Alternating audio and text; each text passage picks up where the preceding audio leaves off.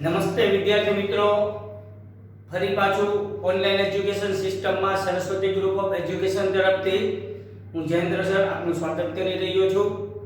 વિદ્યાર્થી મિત્રો, ગયા વખતના લેક્ચરની અંદર આપણે જુદા જુદા પ્રાણીઓ વચ્ચેના સંબંધોને સમજવા માટેનો પ્રયત્ન કરેલો હતો, જેમાં સમાન ઉત્પત્તિ ધરાવતા અંગો, કાર્ય અલગ અલગ કરતા એટલે સમમૂલક અંગો, સમરૂપ અંગો, અશ્મિયો, એના પુરાવાના આધારે આપણે સજીવો વચ્ચેના સંબંધને સમજવાનો પ્રયત્ન કરેલો હતો.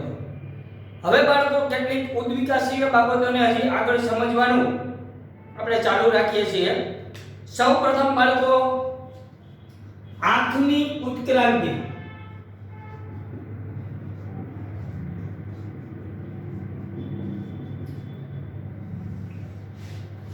આંખની ઉત્ક્રાંતિ સમજાવો. બાળકો, આંખ એ આપણા શરીરનું એક જટિલ અંગ છે. આંખ એ શરીરનું એક જટિલ અંગ છે જે કોઈ ડીએનએ ના એકાદા ફેરફારથી ઉત્પન્ન થઈ નથી.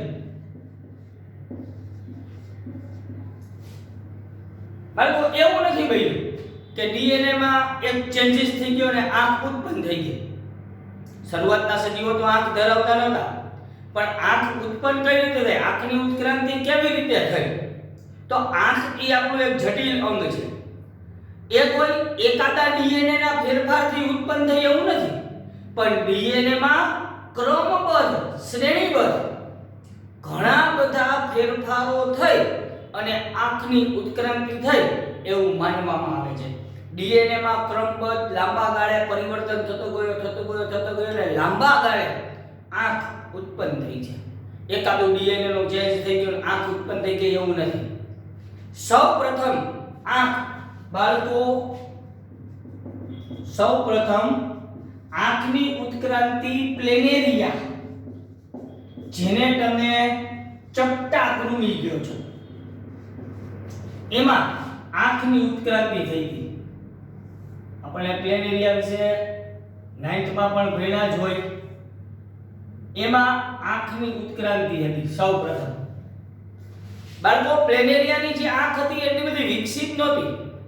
માત્ર તે પ્રકાશને ઓળખી શકતી, પ્રકાશની દિશામાં ગતિ કરી શકે એ રીતે આંખ છે એ સંવેદના અનુભવતી. આપણને પણ પ્રકાશની સંવેદના આપણી આંખમાં આવતી જ હોય છે. આપણી આંખ બંધ હોય પણ પ્રકાશ એટલે કે લાઈટ ચાલુ કરે બંધ કરે આપણને અનુભૂતિ થાય. પ્રકાશની સંવેદના આપણા શરીરમાં આપણી આંખમાં આવે છે.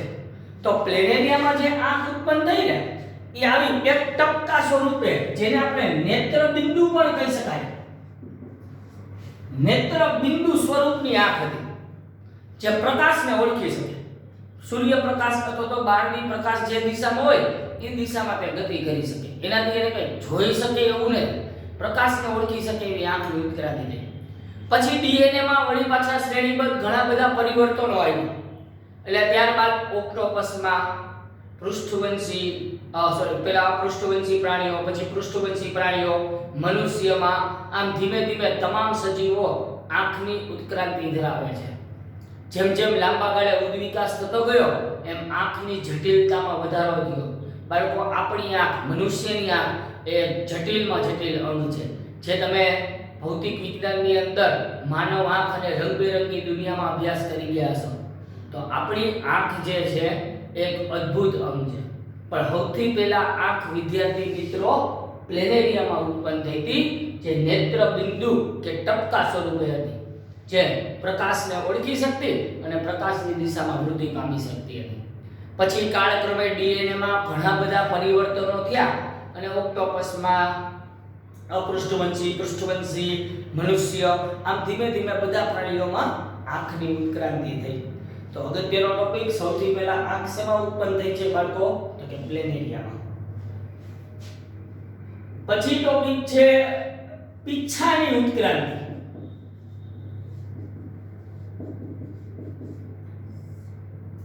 પીછા. બાળકો, પીછા કયા સજીવમાં જોવા મળે? તો તરત જ તમે જવાબ આવશો કે પક્ષીમાં. હાલના સંજોગોમાં પીંછા છે એ પક્ષીમાં જોવા મળે. એટલે પક્ષી છે એ પીંછા ધરાવે છે, એને ઉડવામાં ઉપયોગી બનતા હોય છે. પણ દોસ્તો, પીંછાની ઉત્ક્રાંતિ સૌથી પહેલા પીંછા પક્ષીમાં નહોતા, પણ ડાયનોસોરમાં હતા.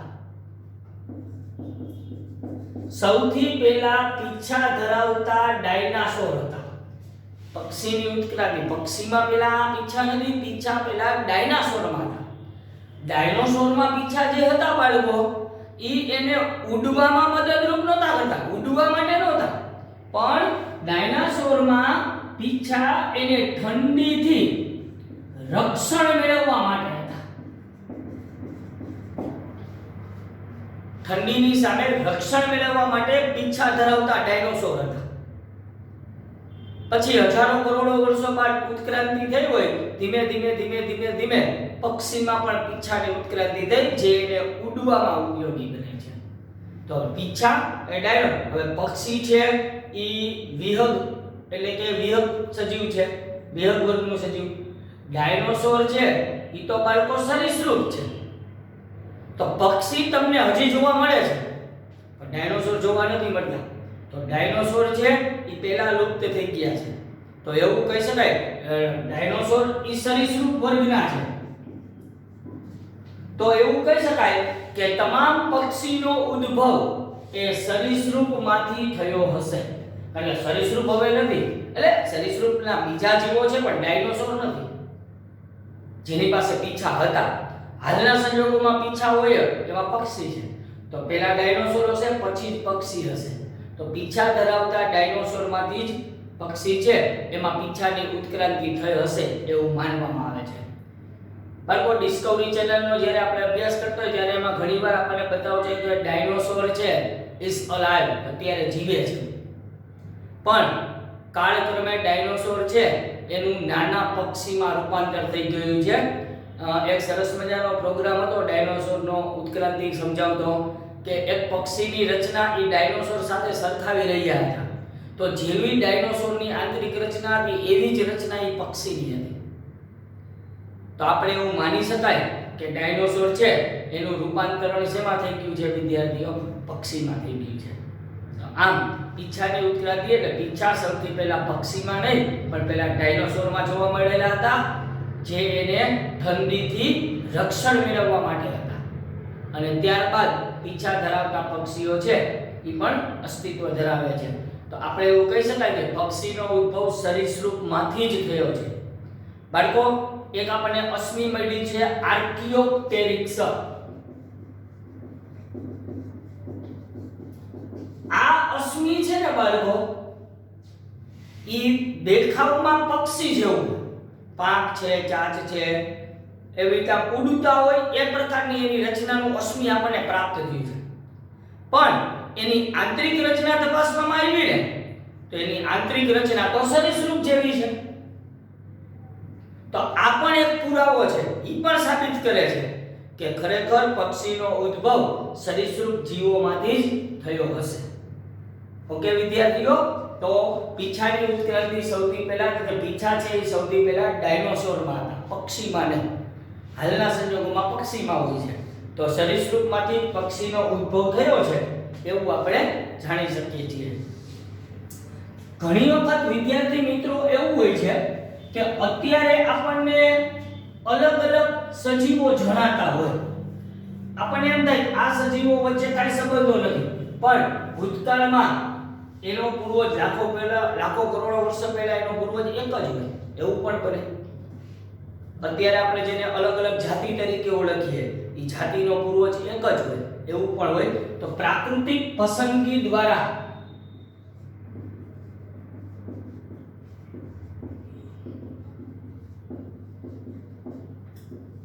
જંગલી કોબીજની ઉત્ક્રાંતિ સમજવાનો પ્રયત્ન કરીએ.